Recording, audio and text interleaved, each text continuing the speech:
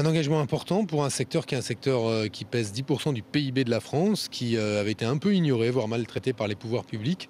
Et donc on a fait un texte qui va reconnaître évidemment ce secteur, mais surtout lui donner des instruments pour pouvoir se développer, et notamment des instruments de financement, ce qui ne veut pas dire qu'on va creuser les déficits pour financer l'ESS, l'économie sociale et solidaire, mais davantage mobiliser des moyens qui seront ceux de BPI France pour garantir que les associations qui veulent se développer, les coopératives, les mutuelles, puissent le faire avec comme impact attendu de cette loi la création de 100 000 emplois nets, ce qui est pas peu, surtout en période de crise. En effet, il y a particulièrement un accent qui a été mis sur le développement des SCOP, des sociétés coopératives. Il y a plusieurs mesures notamment dans ce projet de loi.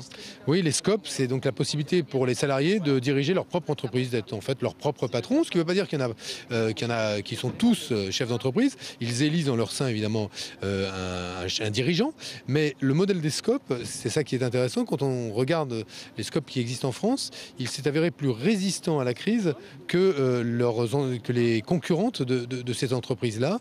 Il y a donc un modèle que, de manière pragmatique, il faut chercher à développer. C'est ce que nous allons faire par la loi, en facilitant les conditions dans lesquelles les salariés pourront reprendre leur entreprise. Alors pourquoi le faisons-nous? Parce que chaque année, 50 000 emplois en France sont détruits dans des entreprises qui ne trouvent pas de repreneurs alors qu'elles sont en bonne santé. Donc on ne peut pas se permettre de gaspiller ou de gâcher comme ça un tel potentiel. Quand il y a 50 000 emplois qui disparaissent un peu sottement, le logique c'est de ne pas faire l'impasse, et pas faire l'impasse sur la possibilité pour les salariés de reprendre leur propre entreprise. C'est le choix de ce gouvernement, et c'est pour ça que j'ai beaucoup de fierté moi à défendre aujourd'hui ce projet de loi.